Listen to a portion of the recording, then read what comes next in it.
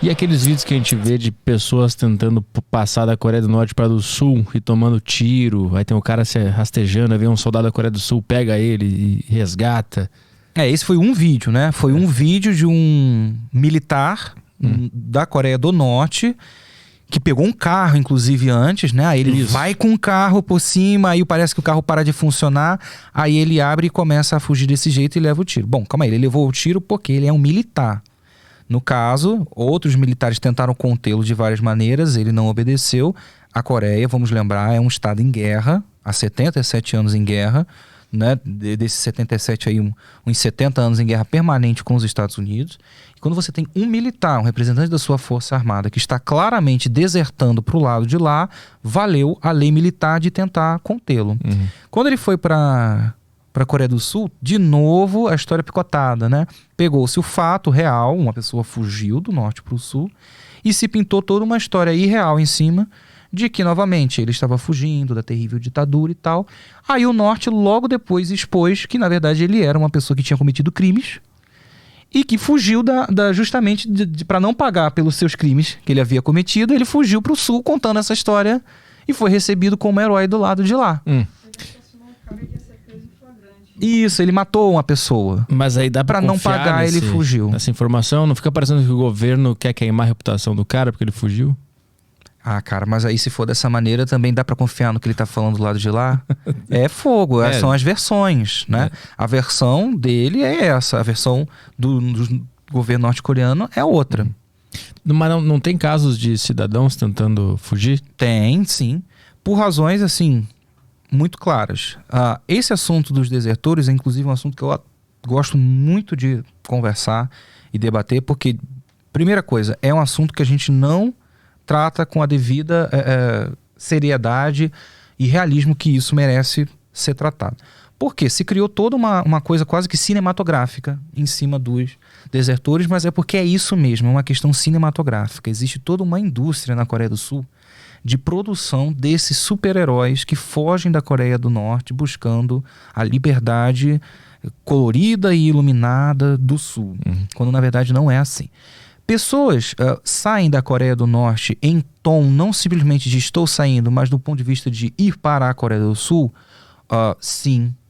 Por quais razões? Econômicas. Razões, às vezes, políticas. Simplesmente não concordam com o modo de vida do país, não concordam com a ideologia dominante no país, não querem viver aquilo ali e vão para outro país. E está tudo bem. As pessoas têm todo o direito de saírem do lugar onde nasceram e irem para outro lugar. Os norte-coreanos podem fazer isso. Não é um crime fazer isso. Mas essa coisa de passar para o sul é, digamos, um mito que se criou na cabeça de alguns norte-coreanos, de uma história criada de que se você atravessa para o sul dessa maneira, você é recebido do lado de lá de uma maneira muito diferente do que se você tentasse ir de outra forma. Primeiro contexto, você não pode ir como norte-coreano para a Coreia do Sul legalmente. Não existe modo. Porque, como eu já disse, os dois países estão em guerra, não possuem relações, então, portanto, inclusive por eles não se reconhecerem mutuamente, né? A Coreia do Sul não reconhece a Coreia Popular como um Estado legítimo e o contrário também é verdadeiro. Então, por essa razão, que nenhum documento do norte é válido no sul e por isso que as pessoas simplesmente não podem ir de um lado para o outro. Então vamos lá, para você norte-coreano ir para o sul, necessariamente é ilegal. Odeio a palavra deserção, mas é uma saída ilegal, da mesma forma que se você viesse do sul para o norte, e tem casos desses, né? Existe um mito de que se você vai para lá, para a Coreia do Sul, você recebe uma casa, recebe um trabalho, a sua vida econômica é muito boa. Isso é um mito criado por alguns coiotes, né, que são essas pessoas que ficam ali atuando na fronteira e atuando na China também, para tentar trazer pessoas, né, da Coreia do Norte para a Coreia do Sul, inclusive porque eles cobram muito dinheiro, né, dos norte-coreanos para isso. Então o camarada às vezes fica lá juntando maior dinheiro, enriquece o bolso desses coiotes e quando jogam as pessoas lá na Coreia do Sul, a história é completamente diferente. É que nem o México aqui, né, com os Estados Unidos. Pois é, uma coisa bem semelhante desse ponto de vista logístico. Existe um documentário, Petri, muito, muito, muito crucial para a gente debater esse tema. Ele se chama Os Cidadãos Leais a Pyongyang em Seul. Você encontra lá no canal do Centro de Estudos da Política Songun, né? Nesse documentário, sul-coreanos, isso é um filme quase que clandestino feito na Coreia do Sul. O diretor é um garoto super jovem, né? Na época ele tinha acho que 20 anos de idade, e ele resolveu, o garoto é sul-coreano, né, que fez esse filme documentário. Ele resolveu procurar norte-coreanos e perguntar por que tinham ido para a Coreia do Sul, como e o que tinha acontecido com eles. Só que o garoto vai começar a entrar num universo bem mais profundo que mostra toda uma maquinação de criação de uma indústria de desertores.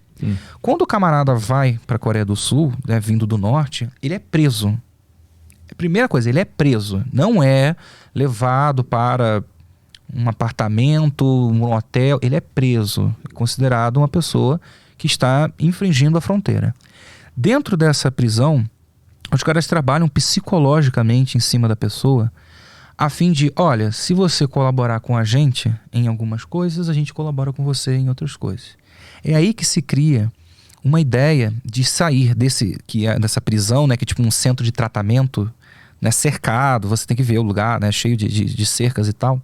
As pessoas saem dali praticamente direto para programas de televisão, para podcasts, começam a escrever livros de histórias fantásticas de que elas teriam vivido na Coreia do Sul. Quem fala isso são as pessoas do documentário. É um cara que trabalhou nesse ramo, um sul-coreano que trabalhou nesse ramo, ele está lá no documentário e fala isso. E existe também um documentário dos norte-coreanos que voltaram para a Coreia do Norte. E eles lá na Coreia do Norte explicam. Cada vez mais que eles inventavam uma história cada vez mais fantástica, o público ficava maravilhado, era mais dinheiro, era mais audiência, e você era chamado para mais e mais programas. Existem programas de televisão tipo, sei lá, Sônia Abrão, Cristina Rocha, sabe, que você iria na Coreia do Sul. São esses programas assim, sei lá, Luciano Huck, que você vai lá e conta a sua história. E assim, a garota fala categoricamente, cada vez mais que eu falava mais coisas e inventava mais coisas, me entregava um script. Eu lia, e cada vez mais que eu falava sobre isso, era cada vez mais dinheiro. Só que é o seguinte, é uma indústria que se renova muito rápido. Você ganha 5 minutos de fama, só que daqui a pouco tem uma nova leva de pessoas que vieram de lá, e aí você é esquecido. Leva-se ao retrato de que os norte-coreanos que vão para a Coreia do Sul hoje são subcidadãos, né? São cidadãos de segunda categoria. São pessoas com subempregos, que vivem em pobreza muito grande. Muitos ficam anos sem receber documentos, porque para você receber um documento, você tem que assinar uma série de documentos dizendo que você renuncia à sua cidadania norte-coreana, que você renuncia a tudo que você é, que você renuncia, que você entende que nunca mais verá a sua família, você entende que é impossível qualquer transação econômica para a Coreia do Norte. Então, se você veio aqui esperando levar dinheiro para o Norte, você não vai conseguir isso. Então, muitas pessoas ficam ali sendo cozinhadas, né, no azeite ali durante anos para conseguir um documento. Para você conseguir sua identidade, você tem que ignorar que você é coreano, né, do Norte, você tem que renunciar à sua vida. E o destino dessas pessoas são os mais terríveis que você possa imaginar, do ponto de vista de que muitos se suicidam. É altíssima a taxa desses desertores norte-coreanos que se suicidam na Coreia do Sul porque não conseguem se encaixar. Pra você ter uma ideia, eles passam por cursos para aprenderem a ser sul-coreanos. Olha que absurdo que a Coreia do Sul promove assim. Você passa por um curso para você reaprender a ser coreano, porque você não era. Agora você tem que aprender. Olha, aqui na Coreia de verdade é assim que a gente escuta música, é assim que a gente vê filmes e tal. São pessoas então que desenvolvem problemas psicológicos, né, muito grandes, do ponto de vista de que começam a confrontar sobre quem são elas, de onde vieram. Tem casos ainda mais absurdos do que esses, de que a pessoa vai por vontade mesmo, mas casos de sequestros, né? Inclusive nesse documentário mostra uma moça que foi sequestrada, ela foi enganada achando que faria um tratamento de saúde, né? Ela viajava para a China, foi enganada, perdeu os documentos dela, o coiote levou ela para a Coreia do Sul, reteve o documento e o dinheiro dela, e ela passou por tudo isso. Só que ela não queria, porque ela nunca quis ir para a Coreia do Sul. Ela nunca achou que estaria indo para a Coreia do Sul. Essa moça já invadiu sessões de reunião da ONU na Coreia do Sul, reuniões de Estado, já foi presa várias vezes, porque ela é um elemento bem desejável, né?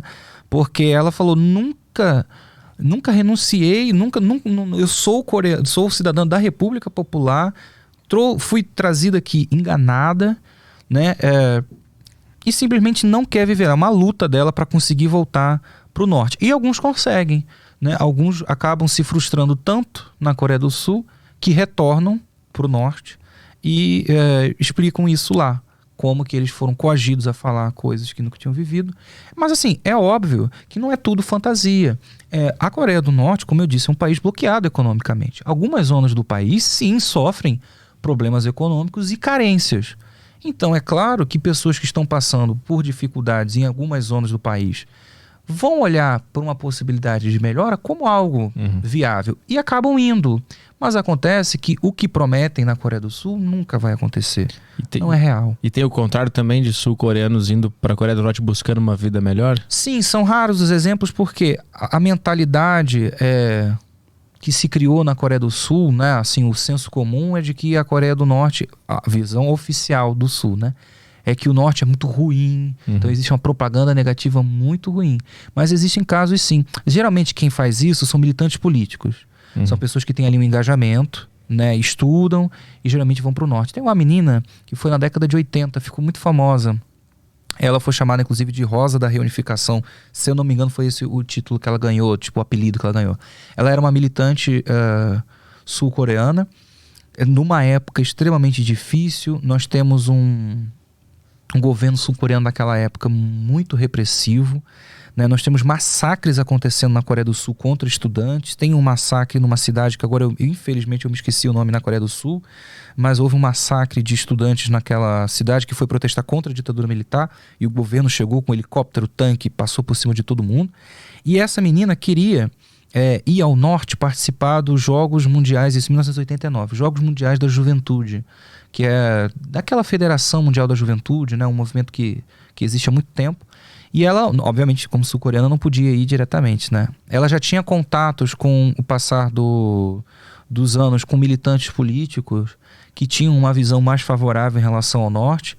E ela contorna todo o mundo, finge que está indo para a Alemanha, depois finge que está indo para a União Soviética, e aí consegue entrar, né, com a ajuda do governo norte-coreano que sabia quem era ela, né, permitem que ela entre.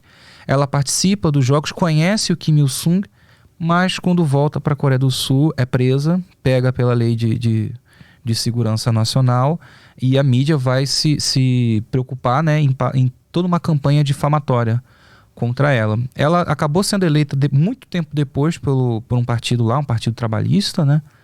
Mas assim, geralmente a imagem do norte é pintada de um jeito ruim, por mais que os sul-coreanos não consigam odiar os norte-coreanos, e aí não existe esse fluxo tão grande. Às vezes acontecem alguns incidentes que tem teor militar, né? Pessoas do sul que entram no norte.